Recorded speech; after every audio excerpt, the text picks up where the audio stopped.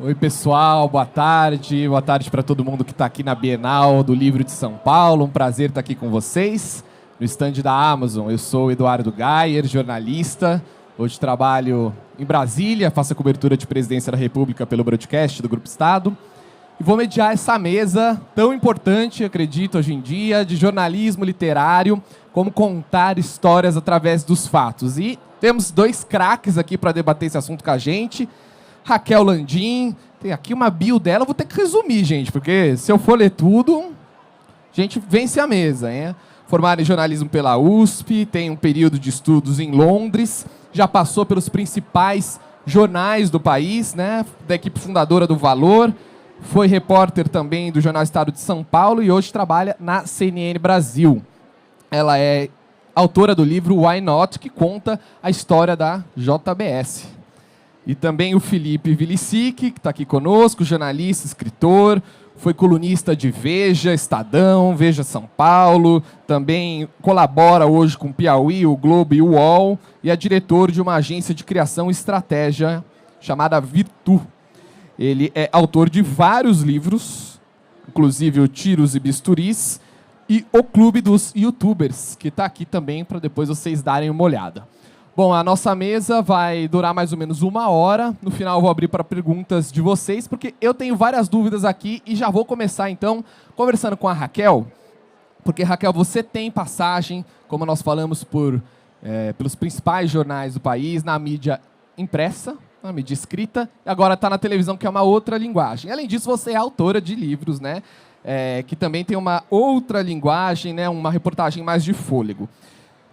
No jornalismo profissional, e nós três aqui somos, tem essa preocupação com o lead, né? De trazer as principais informações ali no primeiro parágrafo, entregar o mais importante logo no começo e destrinchar o restante ali no resto do texto. Agora, no seu livro, que é uma grande reportagem, o caminho, acredito que seja diferente, porque você tem que trabalhar a linguagem de uma forma de garantir o fôlego para o texto inteiro. Eu queria que você contasse para a gente, no seu entendimento, qual que é a principal diferença na linguagem utilizada, então, entre uma reportagem convencional e uma grande reportagem num livro, ou não há diferença, porque tudo é contar histórias? Gente, boa tarde, todo mundo me ouve? Eu sou a Raquel, muito feliz de estar aqui com vocês. Edu, é completamente diferente. Quando você está fazendo uma reportagem de jornal, ou então na televisão, que aí também é um outro meio, é completamente diferente de você fazer um livro. Começa por quando você conversa com as pessoas, né, Felipe? Quando você se apresenta para as fontes e diz que você está escrevendo um livro, é um outro contato, é uma outra abordagem. Geralmente a pessoa fica um pouco mais relaxada, ela fica um pouco mais tranquila, e você está ali. Você não está buscando só o lead, né? A notícia é matéria-prima do que a gente faz, mas você está buscando os detalhes, o contexto, o sabor. E você está buscando também as características daquela pessoa. Quem é aquela pessoa que está te contando aquela história? Em que contexto que ela estava? Você sempre pede muitos detalhes da situação, onde você estava, como você se sentiu. O livro da JBS, que começou quando estourou a delação dos Batista, eu me lembro, eu estava na Folha, na redação, estourou a história e eu voltei para casa assim, aflita, que eu falei, cara, isso aqui é um livro, isso aqui é um livro, isso aqui é um livro, isso aqui é um livro, porque tinha ali todos os elementos, né? Você tinha uma história de corrupção, você tinha uma grande história empresarial, que eu já acompanhava faz tempo, e uns personagens muito interessantes. E eu lembro que eu não conhecia a Intrínseca, o Jorge Joaquim, que é o publisher, fui lá, propus e a gente começou a fazer. E é diferente, desde a abordagem, no processo de você escrever também, você já vai... Eu, pelo menos, não sei como o Felipe faz, mas eu já volto de cada entrevista e já vou compartimentando em capítulos onde vai essa história, essa outra. E eu tive uma preocupação grande, a hora de escrever, que cada capítulo fosse uma historinha e que, no final, ele já tivesse um gancho para o capítulo seguinte, para a pessoa ter vontade de ler o próximo. Então, é muito diferente de uma matéria de jornal, e televisão, então, nem se fala. Televisão, você tem 3 minutos máximo para dar a sua mensagem. Então, são todos jornalismo, com os princípios do jornalismo, a busca pela verdade, pela isenção, mas são linguagens completamente diferentes. E, Felipe, para dar fôlego para o texto, o autor pode se utilizar de um recurso da literatura convencional, até de ficção, digo no termo de linguagem, né? Fazer apresentação, complicação, clímax e desfecho para manter a atenção do leitor. Mas, para você, qual que é o segredo, se há um segredo, para trazer esses elementos da literatura, do jornalismo, ou melhor, da escrita literária, sem romper ali, para usar um jargão dos dias de hoje, as 4 linhas do jornalismo, para ficar ali nas 4 linhas? Tá pegando aqui? Estão ouvindo? Estão? Um pouquinho mais perto, acho. Mais perto, pronto. Não, então, primeiro eu vou responder sua primeira pergunta dialogando aqui com a Muito colega bom. Raquel, porque eu lembrei de uma vez que eu estava fechando um livro, que é o Clique de $1 bilhão, né? Que é a história do Instagram, que foi criado por um brasileiro, para quem não sabe, aí, que é o Michel Mike Krieger. Aí eu falei com ele, falei com todo mundo que criou o Instagram e tal, e fiz o livro. Aí quando eu fui escrever o livro, a Intrínseca, que é a editora, né? A editora da época da Intrínseca, me retornou dizendo o seguinte, exatamente isso, ó, não comece igual uma reportagem, que é o que você falou.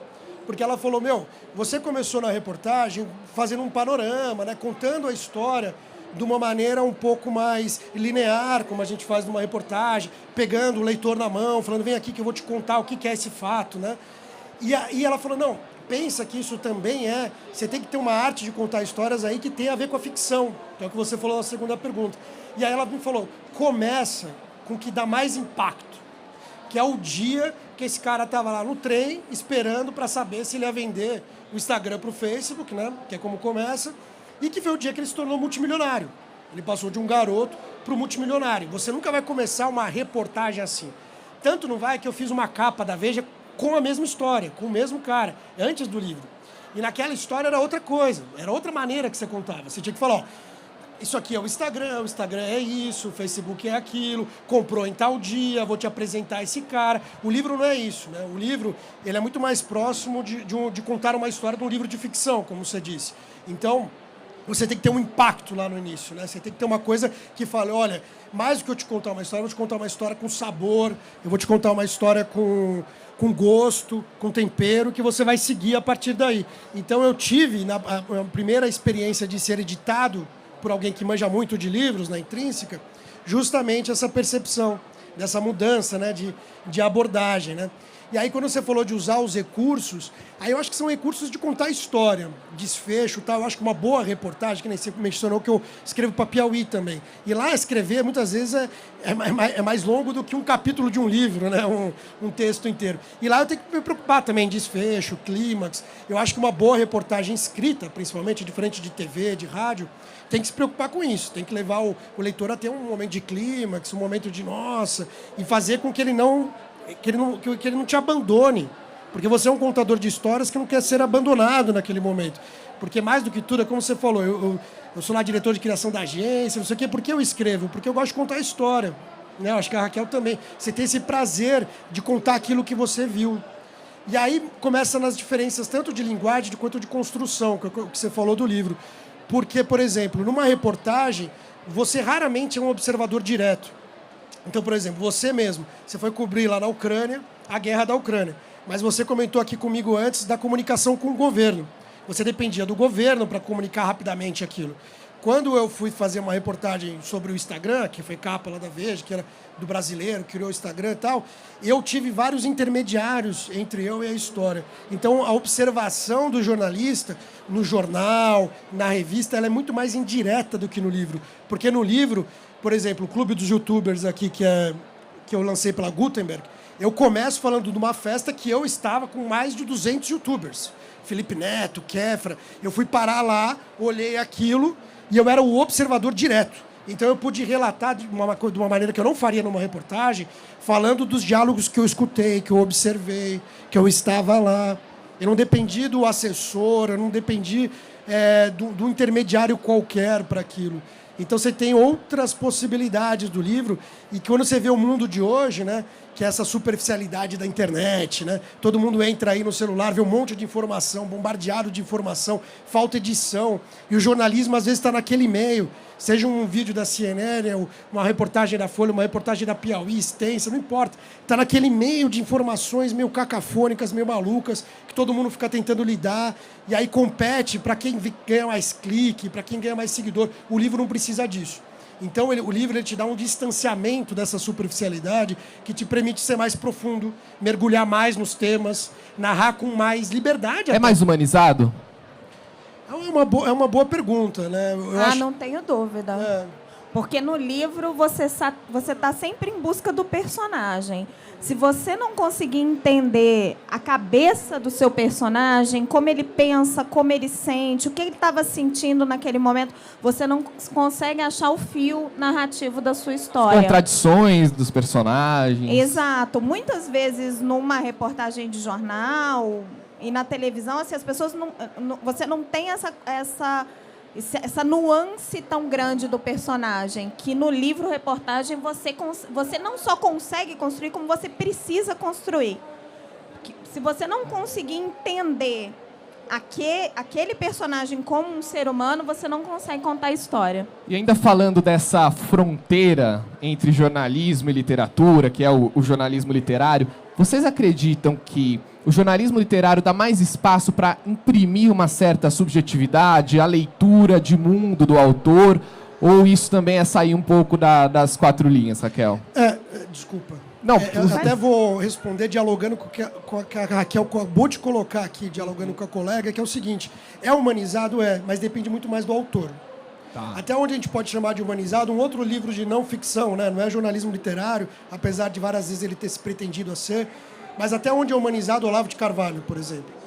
Lá existe uma desumanização por ver pessoas como objetos. Existe uma objetificação de temas, né? Então, quando você pensa como observador, ele é um observador que objetifica as coisas, as pessoas, e analisa aquilo por um viés ideológico, apesar de, muitas vezes, ele ter se posicionado não como assim. Então, acho que depende muito dos autores. Quando você pensa em autores que realmente seguem um jornalismo de fato, né? Um jornalismo tradicional, um jornalismo que tem aquela raiz no Geitalese, né? Que, quando você fala até de humanizar, quando ele fez um clássico do jornalismo que é Sangue Frio, foi nesse processo. Ele estava fazendo uma reportagem, ele viu aquele serial killer, aquele caso que estava acontecendo assombroso na frente dele, e só que ele falou, isso aqui não é só uma notícia. Tem um humano aqui, esse serial killer é humano e eu vou conhecer a cabeça desse cara. E virou um dos maiores clássicos do jornalismo literário. Mas aí depende muito do autor. Então é legal ouvir da Raquel, porque do que eu já li dela, do que eu conheço dela, ela é uma pessoa que vai procurar essa humanização. Mas tem um perigo, hoje em dia, que é um jornalismo não humanizado. O jornalismo de cliques, o jornalismo de seguidores, esse jornalismo está, às vezes, migrando para o livro. Muitas vezes você vê isso em livro também. Então também é um problema aí. Então é uma linha tênue, né? Eu consigo falar da minha perspectiva, gente. Eu estava lidando com um tema muito polêmico, que na época estava a flor da pele para todo mundo, né? Que envolvia gente muito poderosa, envolvia procurador de justiça, envolvia grandes empresários. E eu me propus muito eu não sou a justiça. Então, eu vou relatar o que está acontecendo e o leitor tira as suas conclusões. Até porque a história da JBS é uma história complexa. Porque você tem duas figuras, o Joesley e o Wesley, que eles confessaram a própria corrupção e o tanto que eles se aproveitaram do sistema, mas são gestores excepcionais, tanto que a empresa está aí bombando. Então, tinha um contraditório em si, que era o que me atraía para a história. Ela não era preta ou branca, ela era cinza. Só que eu acho que humanizar, em você contar detalhes da cena, você contar detalhes daquele personagem, como ele pensa, como ele se sente, é diferente de você dar a sua opinião ou ficar colocando suas regras. Eu sou uma jornalista muito tradicional nisso. A opinião da Raquel importa muito pouco. O que importa é o que eu consegui apurar, o que eu sei e o que eu posso te passar de informação para que você raciocine. É imprimir os detalhes mas não imprimir necessariamente a visão de mundo, é Não isso. vou dar um julgamento de valor, né? Não Imprimir os detalhes da cena, eu digo, né? Eu sou jornalista, eu não sou justiça, eu não estou ali para passar um julgamento. E aí eu acho que é parecido quando você está fazendo jornalismo, é assim na televisão, mesmo agora, né, como comentarista, onde você sua posição ali é de fazer uma análise do fato. É assim na televisão, é assim no jornal e é assim num livro. O meu papel como jornalista é relatar, analisar e trazer a notícia e o cenário, mas a minha opinião pouco importa. Ô Felipe, no caso, então, do jornalismo literário, o trabalho maior está na apuração, talvez? Porque você precisa de mais detalhes, você precisa de contexto, o cheiro do lugar, quase, né, que você quer trazer para a sua narrativa, e que, às vezes, numa apuração cotidiana, do factual, isso não cabe, não faz sentido, não tem espaço para isso. Você acha que o trabalho maior está na apuração ou é de dar fôlego depois na sua história? Eu acho que depende, de novo, muito do livro. Então, eu tenho 4 livros aí. No meu estilo de fazer livro, 3 deles, o maior trabalho foi a apuração. Então, você falou do Tiros e Bisturis, que eu lancei pelo KDP, primeiro livro, estava na faculdade, e que é a história do Hospital Heliópolis, que fica na favela de Heliópolis. Então, lá, eu fiquei 1 ano indo no hospital, assim, toda semana. Fiquei em casa lá de Heliópolis, eu fiquei convivendo lá dentro. E aí é o único ponto que talvez eu discordei um pouquinho aqui da Raquel, que eu vejo no livro assim, um pouquinho de mais de subjetividade. Eu sou um jornalista que vê subjetividade em todo o jornalismo. Eu entendo o jornalismo como não objetivo. Porque o jornalismo ele tem um observador, né? Nós somos observadores. A partir do momento que você tem o filtro do observador, passou pela minha cabeça o que o cara falou, que ele falou para mim. Então ele pode ter dado uma entrevista de 7 horas. Vou dar um exemplo. O livro aqui do Clube dos Youtubers, ele tem 2 capítulos sobre o Felipe Neto. Eu fiquei, acho que, 2 semanas acompanhando ele e eu tenho umas 7 horas de entrevistas.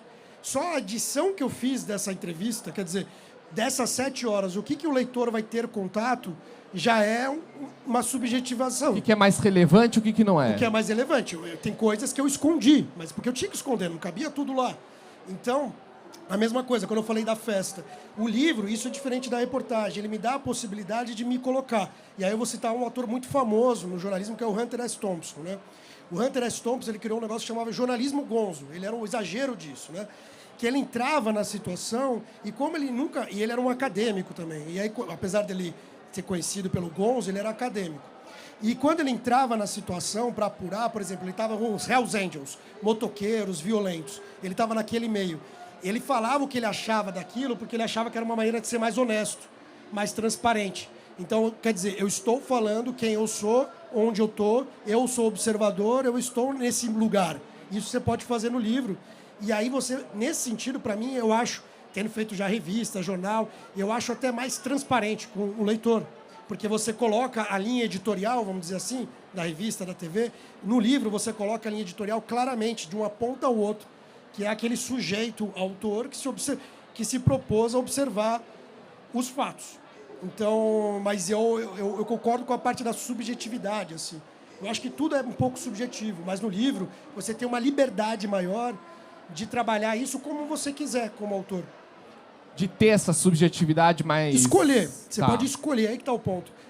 Na redação você tem menos a possibilidade de escolher. Você segue um manual, às vezes, como na Folha, uma linha editorial, como na Veja, uma linha editorial que sempre tem uma ideologia, sempre tem uma opinião que formou aquela linha editorial. Então, se eu entrava na Veja, sempre tinha a missão da Veja. No andar eu entrava, estava lá a missão da Veja. Quer dizer, liberal, pró-mercado.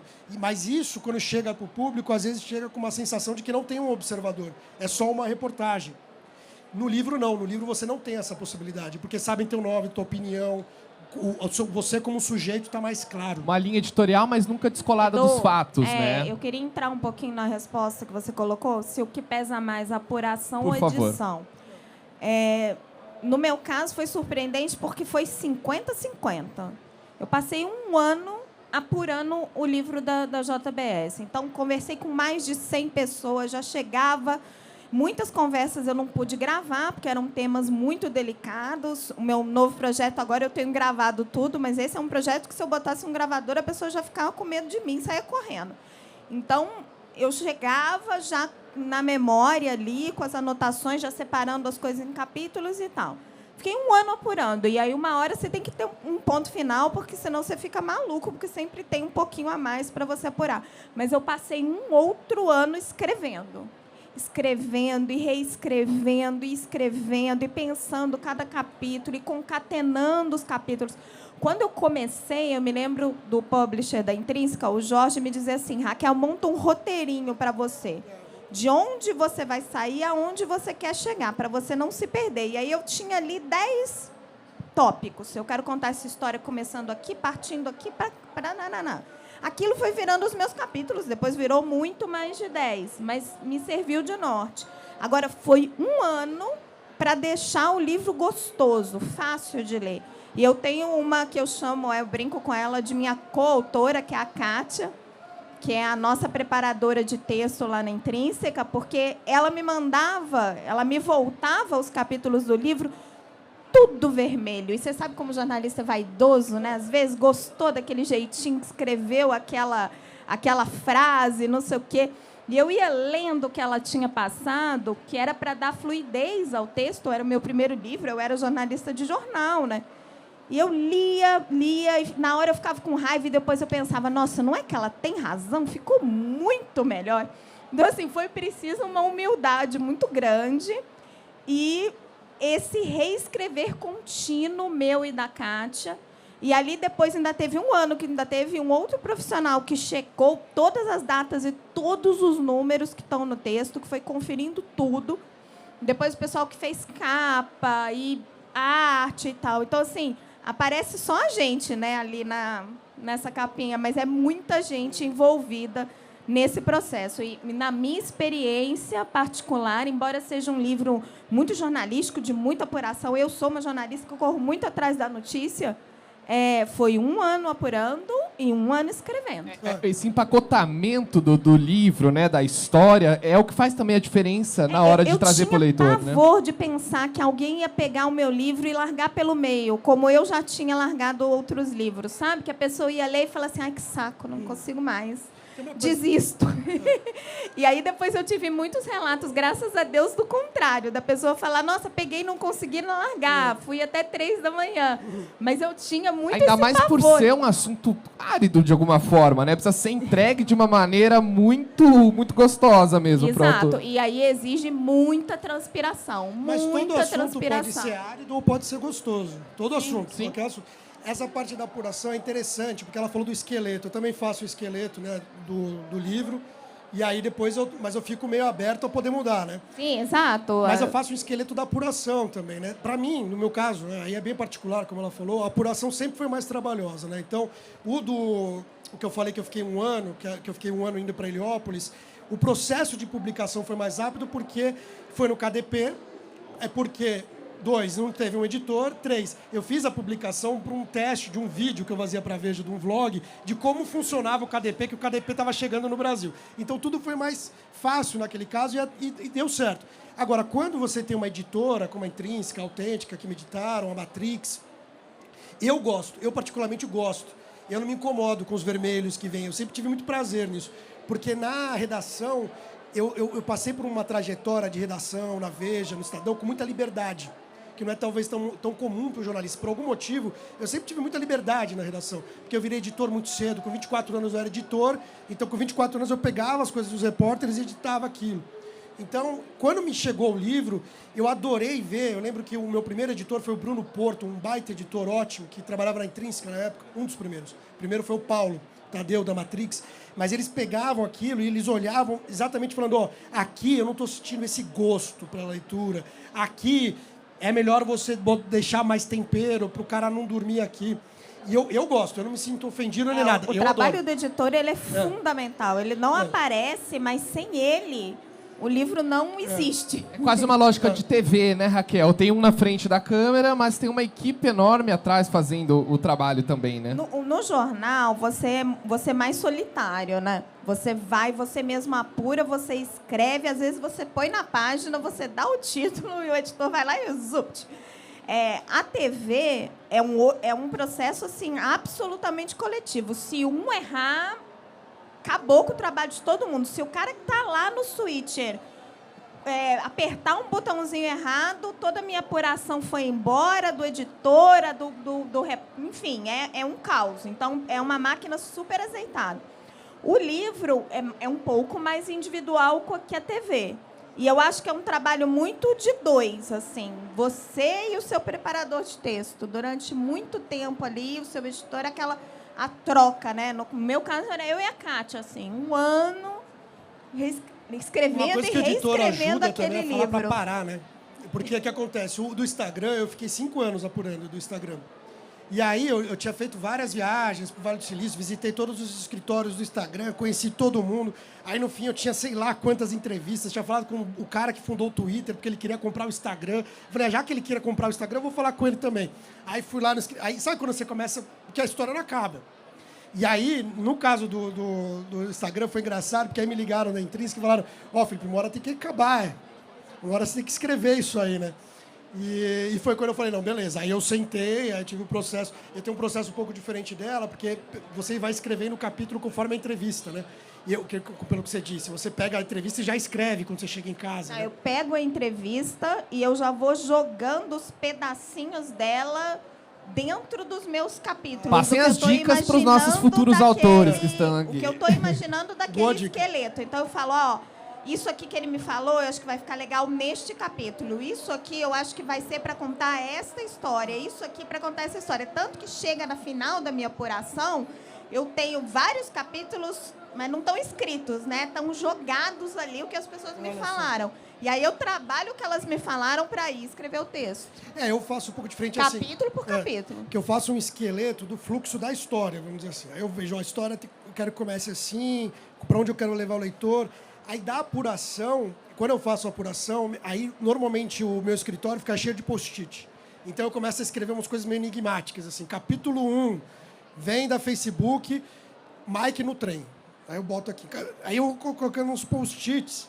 E aí qual o problema? Na hora de escrever, como eu fiz a apuração, por exemplo, durante 5 anos, fica mais difícil, porque você tem que compilar tudo e fazer, mas ao mesmo tempo eu descubro coisas novas. Porque eu tenho uma coisa, assim, que eu acho que... Uma vez eu passei por isso no meu segundo livro, que eu fiz o esqueleto no início e fui seguindo aquilo. E eu fazia isso, de pegar, ouvir a pessoa e depois já ia anotar, fazer né? Aí eu vi que saiu no fim, para mim, saiu no fim um pouco viciado a história. Porque era o Felipe de 2 anos atrás, que tinha feito aquele esqueleto. Quando no Instagram me deixei mais aberto, eu dei o Clube dos Youtubers mais ainda, de repente eu vi que algumas histórias que eu vi e que eu não estava procurando valiam mais. Isso é uma coisa do livro, que na reportagem é raro. Porque na reportagem, principalmente em jornal, né? Quando eu trabalhava em jornal, eu lembro que você ia para a rua, você tinha que apurar, você tinha um horário, você tinha que entregar aquilo. Na revista tem um pouquinho mais de tempo, às vezes 1 mês, 2 meses, para você fazer uma reportagem, mas mesmo assim vai ter uma hora que vão te falar, não, você tem que entregar, vai ter que ser assim, e acabou a história. No livro tem essa possibilidade de você toda hora ser surpreendido por você mesmo. Você apura uma coisa, você, caraca, isso é a história. Vou mudar todo o livro. Eu já fiz isso, inclusive piraram comigo, foi no Clube dos Youtubers. Eu falei, não, vou mudar tudo. Eu falei, você já mandou o livro? Eu nem li, porque eu não tinha nem lido, eu tinha mandado.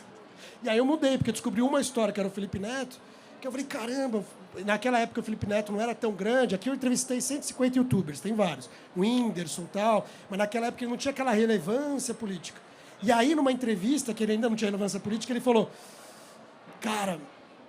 Aí ele começou a falar, cara, esse Bolsonaro, tal, e começou a falar do Bolsonaro, que depois ele comprou isso para ele. Aí começou a falar do Haddad, eu falei, esse cara, ele vai começar a falar de política. E aí eu comecei a entender como é que estava a estrutura por trás dele, eu vi que tinha uma coisa de formador de opinião que estava sendo criada. Aí eu falei, não, tem uma história aí. E viraram 2 capítulos do livro que falam sobre a influência digital na política.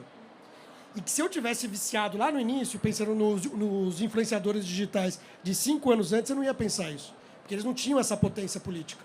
Então eu vi que a apuração às vezes te surpreende, né, Raquel? Não sei se você percebe isso às vezes. Muda tudo, né? Você vai para a rua achando que a história é uma, você chega, a história é outra. Mas o que eu te falo é porque aí é uma característica minha. Eu sou muito organizada.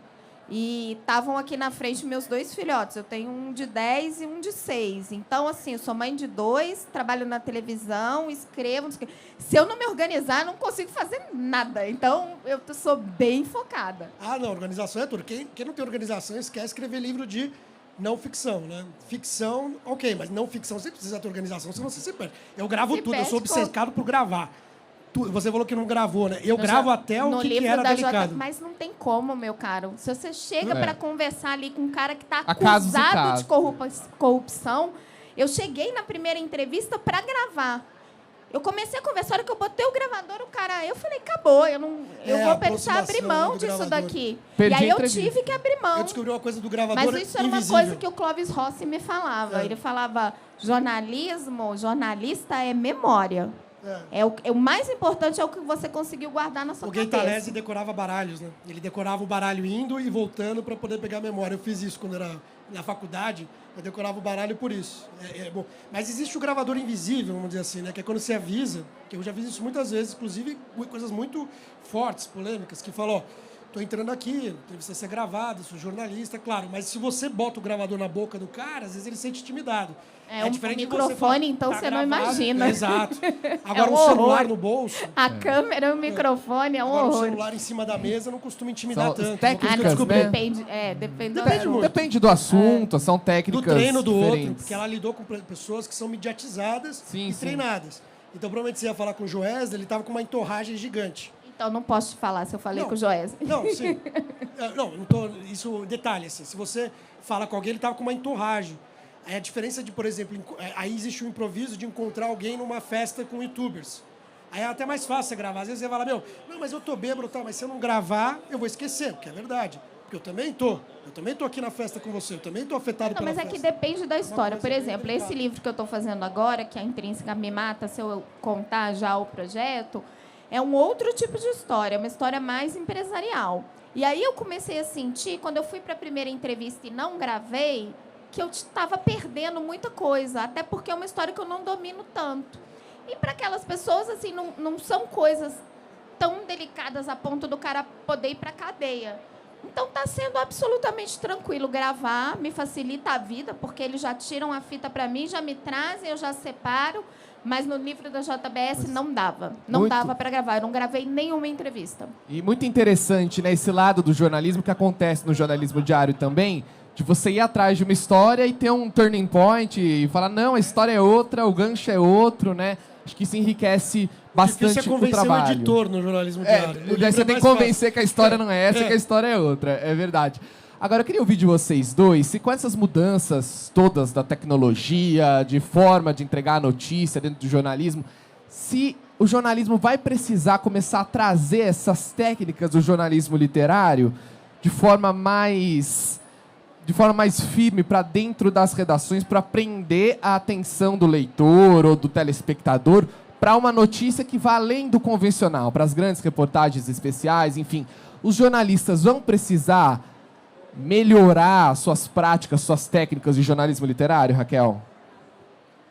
Nossa, é difícil. Porque pelo menos para mim, os princípios são os mesmos, mas são fazeres muito diferentes. Então, eu não enxergo essa interconexão tão forte, entende? Por exemplo, são processos diferentes. Tipo, no jornal você vai, apura a história, como ele falou, você sai para a rua, você sai com aquela pauta.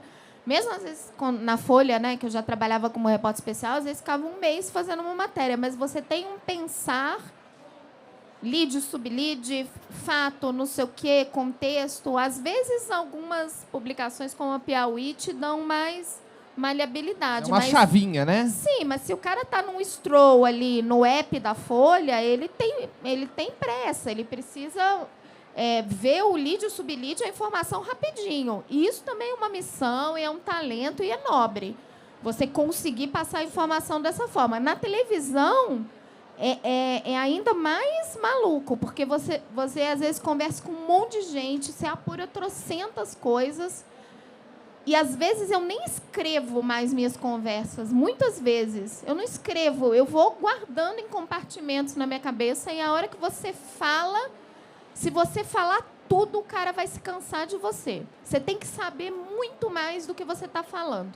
Porque senão você fica superficial e você fica vazio. Só que então você tem que ter um conhecimento profundo do que você está falando, Mas você tem que ser curto e objetivo, porque senão o cara vai se cansar. E também não tem... Assim, tudo bem, se o cara tá ali te assistindo ao vivo no YouTube, ele até volta, né? Mas na televisão não tem, igual você volta o parágrafo para entender direitinho. Então, é um outro fazer. E o livro é um outro processo completamente diferente.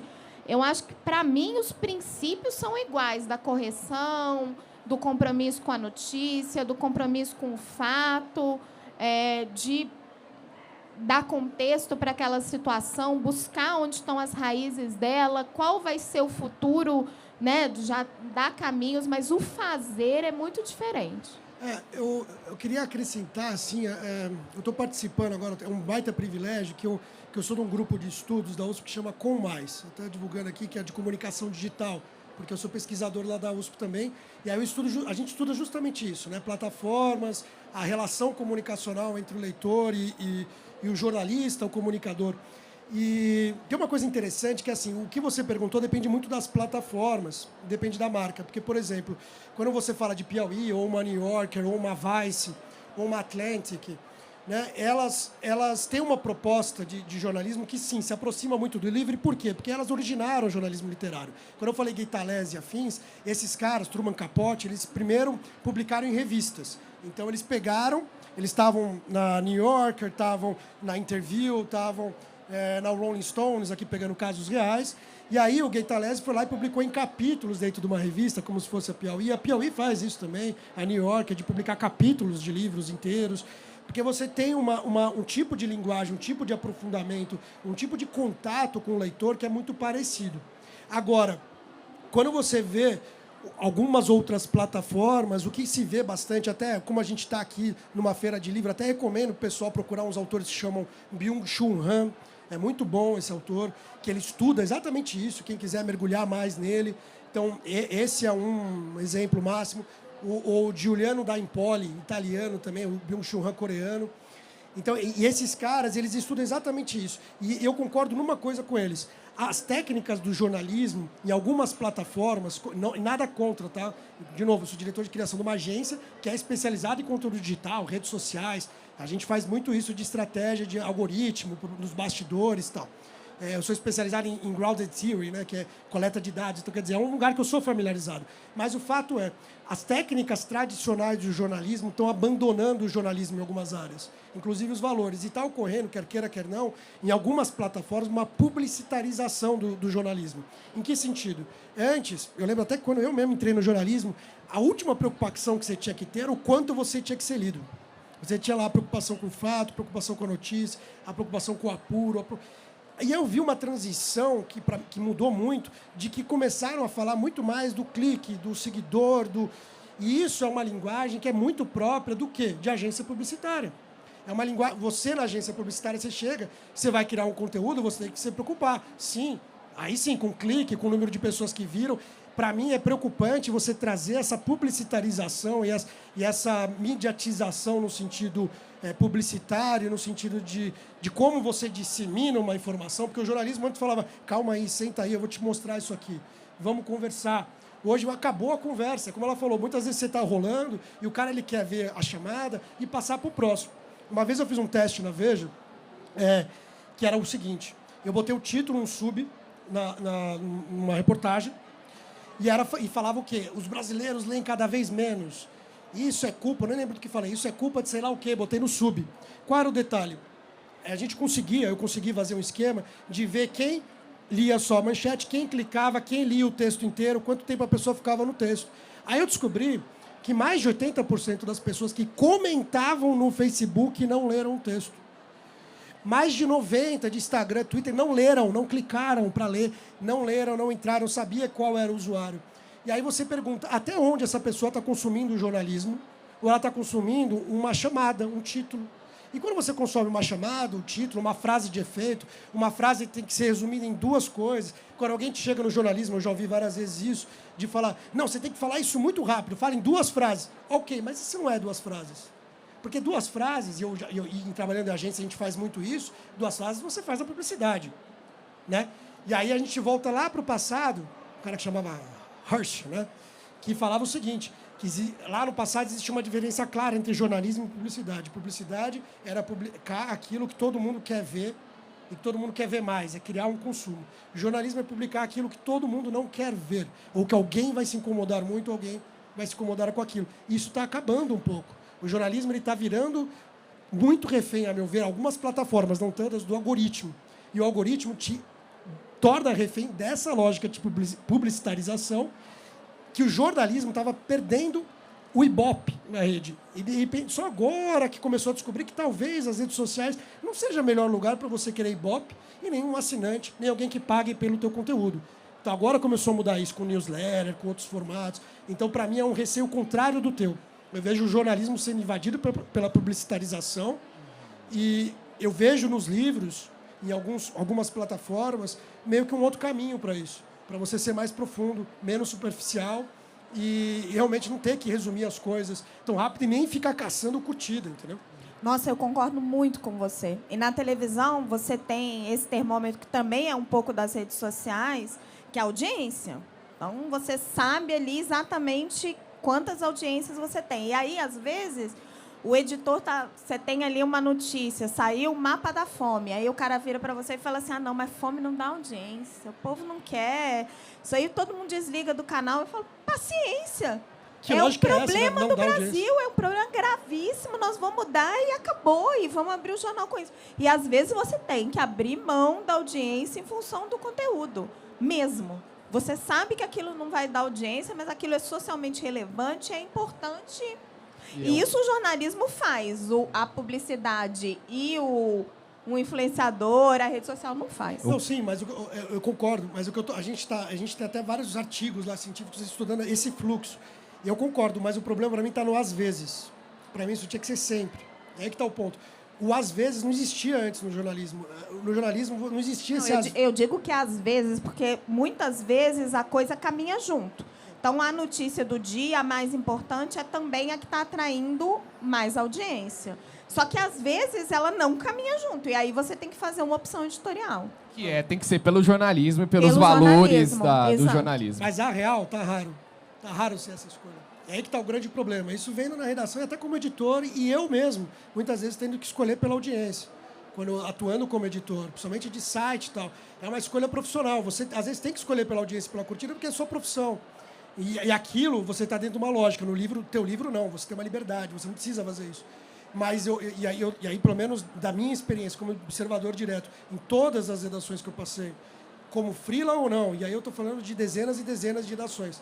Então, quer dizer, como fixo, como freela, como editor, como diretor de alguns projetos, normalmente tem prevalecido o pedido de curtida, normalmente tem prevalecido as redes sociais. E, infelizmente, eu vejo muitos diálogos em reunião de pauta perdendo por isso. Porque você chega lá na reunião de pauta, e isso eu vi muito.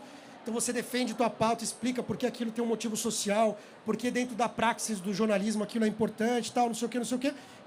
E no fim fala, não, isso aí vai ser uma página, ou isso não vai ser nada, isso vai ser uma nota de rodapé, ninguém vai ler isso. Dá esse outra coisa aqui que vai bombar. E vai bombar. E aí te falam, pô, não falei que ia bombar? Deu certo. Em nenhum momento eu falei que não ia bombar o que você queria dar. Só estou falando que isso não tem valor. E o valor jornalístico está sendo colocado em xeque por isso, a meu ver. É mais isso. Claro que às vezes tem que tomar decisão.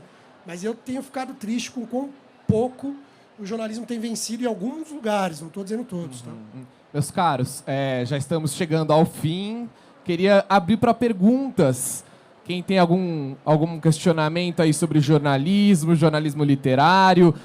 E só para acrescentar, o Celso, infelizmente, ainda não conseguiu chegar aqui na nossa conversa, mas vamos seguindo que Raquel e Felipe estão cheios de ideias aqui para dividir com a gente. Por favor. Bem, Raquel, sou grande seu fã, tá? Obrigado por ser a voz da iniciativa privada no jornalismo, tanto no Valor na CNN, tá? Voltando para a pergunta inicial do Eduardo, né? No seu livro, você dá algumas nuances do tipo o que a pessoa fez na juventude, que transformou ele depois na pessoa que foi, ou a autoridade, como ela estava se sentindo naquele momento, né? Até onde você se permite essa questão da ficção, essas pitadas da ficção na caracterização, e também, aí emendando uma pergunta para o Felipe, né? Até quanto as pessoas que se viram naquele momento, você falou de pessoas muito poderosas, Felipe fala de muitas pessoas muito famosas, né, muito vaidosas, né? Até que ponto elas não te ligam depois e falam assim, não era nada disso, ficam chateadas, ou até mesmo a questão de perseguição, retaliação, vocês sofreram alguma coisa relacionada a isso? Olha, no livro, eu busco reconstruir cenas, né? Então, tem a cena do Joesley saindo do encontro com o Temer e o que ele estava pensando e o que ele estava sentindo. É óbvio que a gente não consegue, a gente não estava lá, a gente não viu, então eu não sei exatamente como aconteceu, mas eu reconstruo essas cenas com o máximo de detalhe que eu consegui sobre pessoas que estavam, pessoas que viveram ou ouviram relatos de primeira mão como essas cenas aconteceram. Então, assim, não tem cena inventada, né? Só que eu não estava lá, então você não pode dizer se o cara sentou mais para a direita ou sentou mais para a esquerda, mas eu tento dar o máximo de detalhe com base nos relatos que eu ouvi. O jornalismo lida com interesses e com gente poderosa o tempo todo. E eu tenho para mim um lema que é assim, se eu não desagradei ninguém, eu fiz alguma coisa errada, né? Assim, tá errado. Eu servia a boa matéria, a boa reportagem, o bom livro é quando todo mundo reclama, não de fatos. O cara não consegue te contestar na informação que você deu. Falar assim, tal coisa estava errada. Aí você fala, não estava não. Você pode não ter gostado, mas estava certo.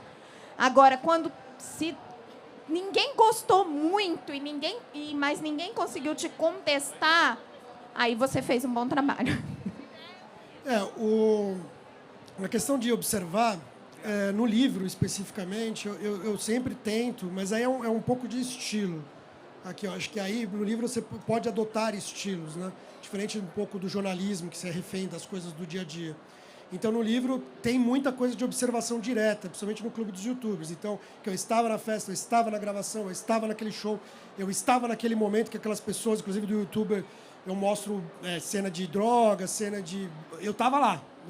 Então, nesse livro, especificamente, eu me propus a tanto ser um observador indireto em alguns momentos, quer dizer, como ela disse, pessoas que relataram sobre as cenas, mas por se tratar de um tema que é de influenciadores digitais, que as pessoas já estão muito distante deles pelas telas, que os influenciadores digitais, as pessoas acham que estão próximos porque olham no Instagram, mas aquilo muito peneirado. Ele controla, né, o que é privado, o que não é. É um jogo com o público. Eu queria justamente quebrar esse jogo e mostrar nesse livro o que são os bastidores dos influenciadores digitais. Como eles realmente estão formando esse clube, né? Que até por onde vem o Clube dos YouTubers, não é só sobre YouTubers, é influenciadores, né? Apesar do nome, que depois vem essa coisa de influenciador, o nome melhor. Mas eu queria passar por essa cortina. Então, no Clube dos YouTubers, a única maneira que eu vi era pisando naquele lugar e estando lá. Então, a maioria das coisas que aconteceram aqui, eu realmente estava lá. Estava na gravação, estava na discussão, estava no momento que aqueles YouTubers estavam usando drogas ou estavam festejando, e como jornalista, me posicionei como jornalista, mas aí porque eles se sentiram à vontade comigo e falaram, não, pode vir, a gente gostou da ideia e vem. No do Instagram foi uma mistura. Eu tentei estar o mais possível diretamente lá, mas como tem muita coisa sigilosa, muitas coisas que as pessoas tinham que me falar em off, porque elas assinaram um contrato depois que vendeu alguma coisa do tipo, então muita coisa foi em off, então às vezes eu estava num lugar não posso falar, muita coisa foi por atravessador por isso, porque são empresas gigantes, com muito poder, então quando você pensa em Instagram, Facebook, o WhatsApp e afins, é um poder gigante e que dá dor de cabeça. E aí tem os outros livros também, cada um foi de uma maneira, vamos dizer assim, mas eu tento sempre estar o mais direto possível no caso do livro. Agora, de fonte se queixando, acontece direto. Então, já fui processado, muitas vezes, nunca perdi. Numa época, eu era muito perseguido e processado por influenciadores que eram ligados ao Bolsonaro. Então, isso até se tornou público. Fui processado por um, ele perdeu. Fui processado por outro, ele perdeu. Porque muitas vezes é isso. A pessoa conta uma história, compartilha aquela história. A história é real, é tudo real. E a pessoa se arrepende um mês depois que ela compartilhou aquilo porque deu consequências para aquela pessoa. E aí ela não soube lidar. E aí vem querer te falar algo. Muitas vezes a gravação te protege, muitas vezes a contextualização te protege. Mas assim, processado, ameaçado...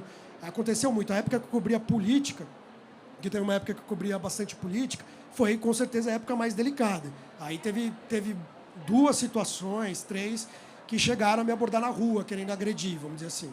Mas, normalmente, é só uma tentativa. Tipo, a pessoa chega, aconteceu de chegarem, me esperarem fora do trabalho. Ah, você, não sei o quê. Eu falei, sou eu. Ah, porque eu vou te agredir. Eu falei, então agride. E a pessoa foi embora, porque normalmente é isso, né? Normalmente a pessoa mais ela quer ser ouvida, ela quer gritar, mesmo quem processa, sabe? Esse caso, por exemplo, que foi aquele Cauê Moura, o cara que é... Cauê Moura. E que era bolsominion e tal, naquela época, né? Acho que é ele, né? E que me processou, porque estava por área, que é tanto youtuber que eu falei, de novo, eu falei com mais de 200. E aí, quando ele me processou, eu tinha construído toda a história direitinho, feito tudo direitinho. E ainda descobri os bastidores disso, né? Porque ele estava me processando não por causa dele, né? Porque, na verdade, eu nem falava dele, no texto, eu estava falando de outra pessoa. E aí, na verdade, foi uma maneira que tiveram de tentar me atingir. No livro da JBS, como a gente estava falando de crimes, a Intrínseca teve o cuidado de passar por um advogado. Então, o advogado leu todo o meu livro e aí ele apontou para mim os textos delicados. E aí o qual era meu. Mudar ou manter. Algumas coisas eu mudei, algumas coisas eu mantive.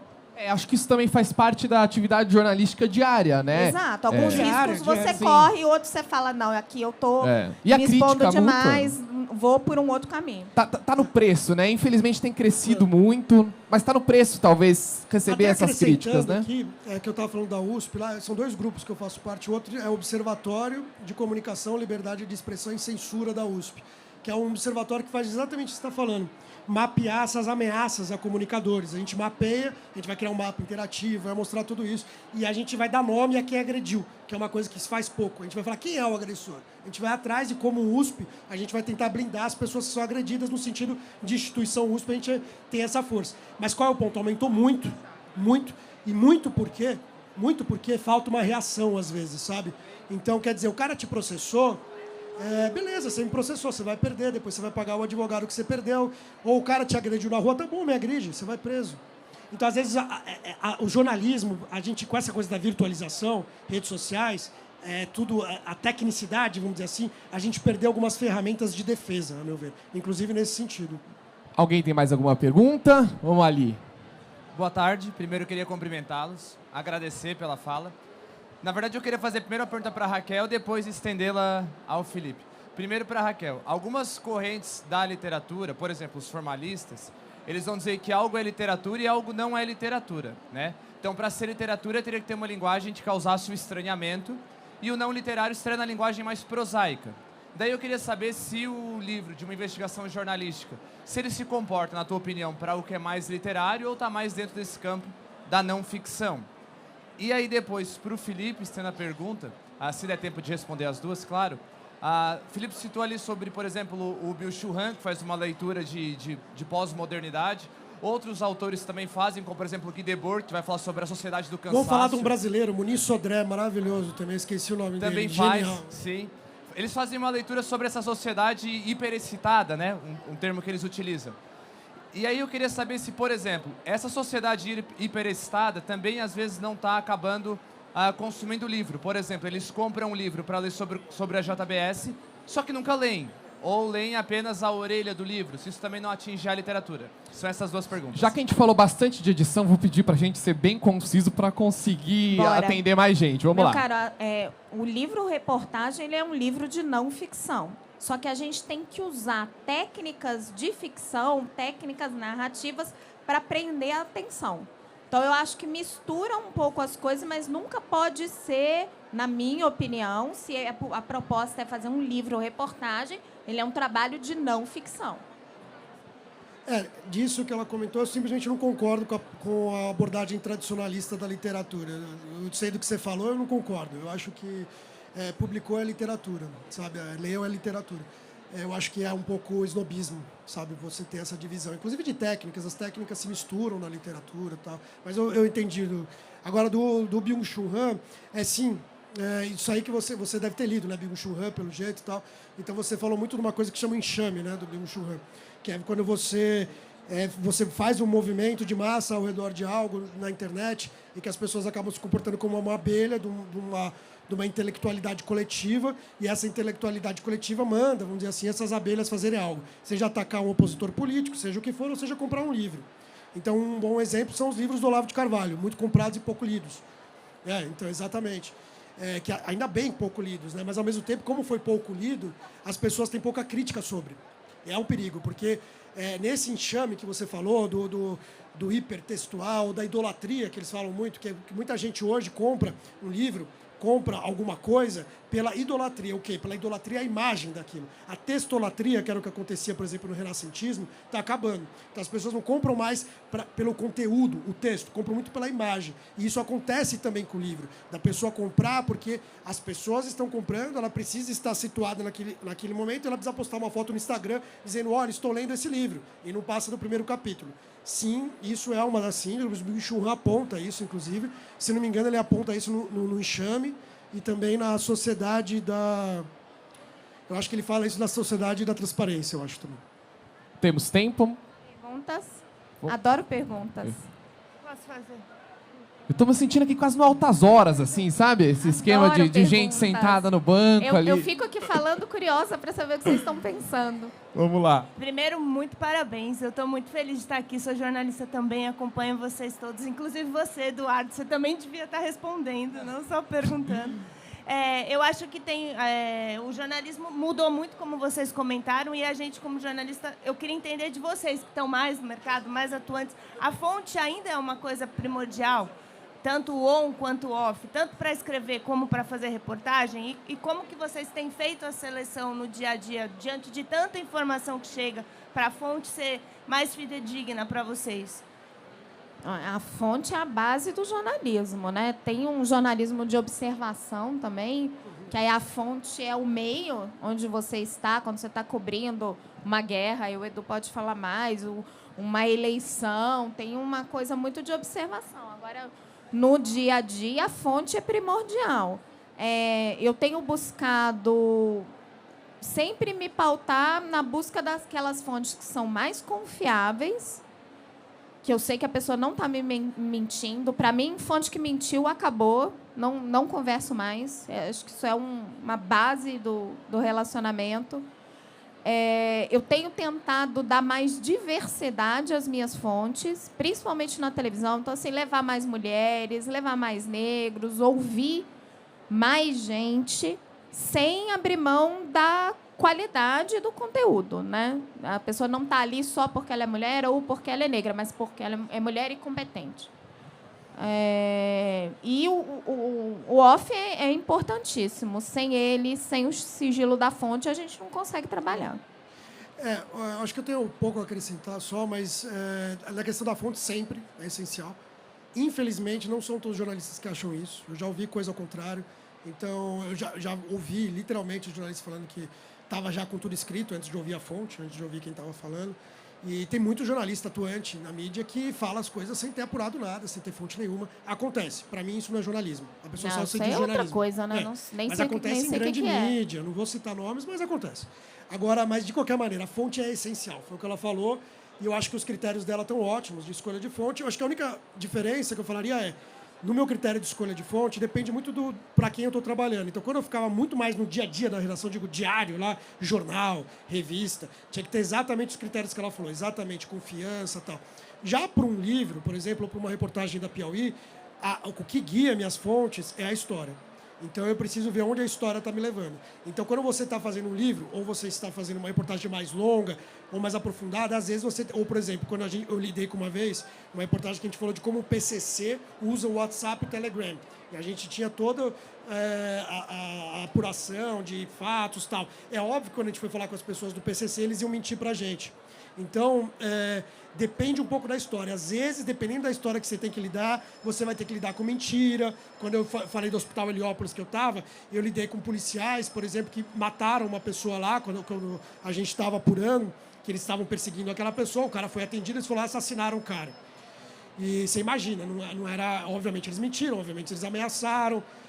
Foi uma das poucas vezes que eu vi arma apontada para mim como jornalista. Então... Às vezes você tem que lidar com fontes que não são confiáveis, como ela disse. No ideal, é como a Raquel disse, o ideal. Mas imagino que, por exemplo, na guerra, você não lida só com fontes confiáveis. E apurando um livro, e às vezes a história te leva para os lugares que você lida com umas pessoas bem complicadas. E que você precisa saber lidar com aquilo. Se eu puder trazer um pouquinho, na minha realidade de jornalista de política, eu acho que a relação fonte-jornalista é aquela combinada não sai caro, né? Então, se você estabeleceu que é on, é off, você confia e a fonte, em contrapartida, vai te dar uma informação fidedigna.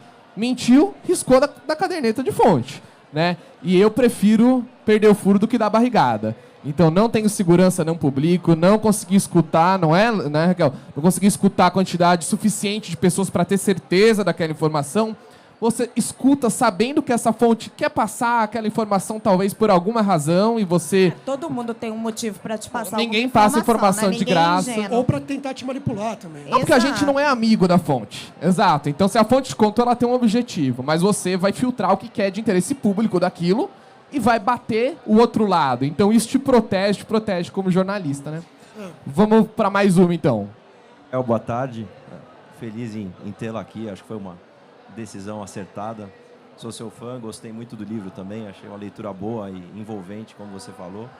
Super obrigada. Imagina. No início você comenta que a opinião da Raquel é pouco relevante.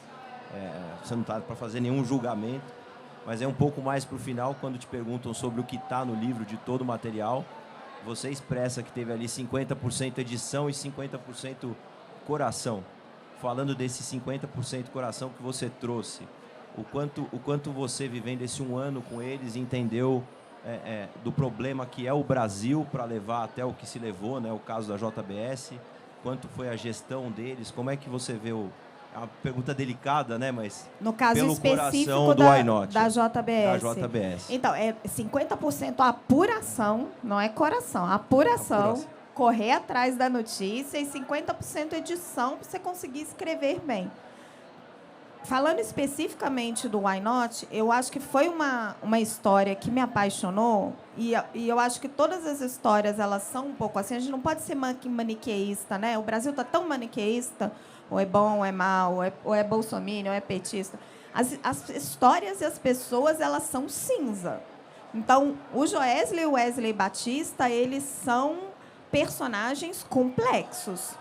Porque, ao mesmo tempo que eles são os empresários que corromperam centenas de políticos, eles são os filhos da Dona Flora, que saíram lá do interior de Goiás. Então, para tentar construir essa história, eu tinha que me despir de preconceitos. Não, seus bandidos, não sei o quê. E nem os procuradores são sempre os mocinhos, eles têm interesses. E tentar mostrar essa história complexa, mas sem também se deixar envolver, porque são pessoas envolventes. Então, você tem que tentar manter um distanciamento, e muitas vezes a fonte não entende isso. Depois ela fica magoada com você. Você fala, cara, eu me apresentei como jornalista o tempo todo, eu não estou te mentindo, né? O livro é meu, o livro é sobre você, mas não é seu. É meu. É meu e do meu leitor.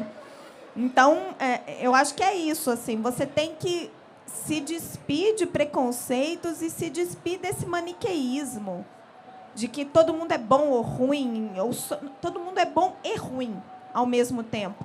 E para você conseguir contar uma história, eu tinha pavor também que o iNote virasse ou uma bandeira de bolsominions ou de petistas. Graças a Deus nunca aconteceu. Porque é isso, para você tem que mostrar a complexidade da situação. Porque nada é tão branco e preto como a gente vê nas redes sociais. E isso é muito legal do livro, né? De fazer um livro, porque você consegue mostrar com mais clareza o quanto a vida é... As pessoas são complexas, e a realidade é complexa, e a vida é cinza, ela não é branco e preto. Mas só um acréscimo aqui que tem a ver com o que ela perguntou, que tem tudo a ver com fonte, né? Com o que perguntou. Muitas vezes a sua fonte, e aí tem a ver com coração, tem a ver com tudo isso, tem a ver com empatia, de ter empatia com quem está do outro lado.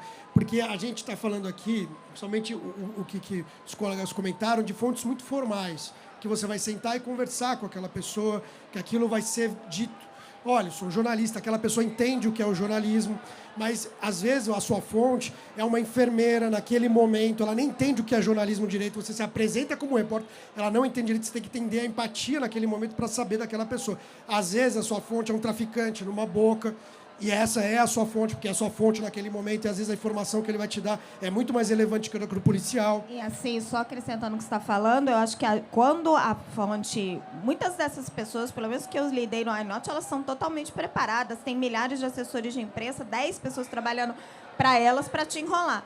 Mas no caso que ele está falando, quando você pega uma pessoa ou uma fonte que ela não está acostumada a lidar com jornalismo, aí cada um faz de um jeito. Mas eu, Raquel...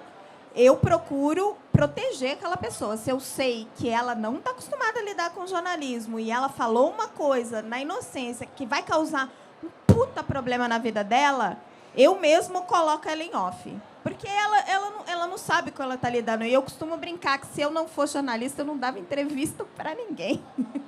É tudo muito critério, né? Bom senso. Porque, por exemplo, essa coisa de proteger a fonte é total. Mas, por exemplo, se sua fonte que não manja de jornalismo é alguém que matou crianças em Belém. Não. Tô falando do caso da enfermeira Precisa que você ter falou.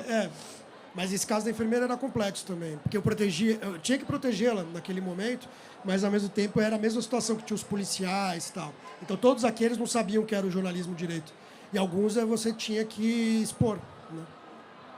Bom... O papo tá muito bom, acho que temos muitas perguntas ainda. Eu vou posso abrir uma última? Nossa colega ali vai fazer. Oi, gente, boa tarde. Eu sou Beatriz, sou estudante de jornalismo. Quero agradecer pela fala do Felipe, da Raquel, do Eduardo aí, agrega muito na minha formação.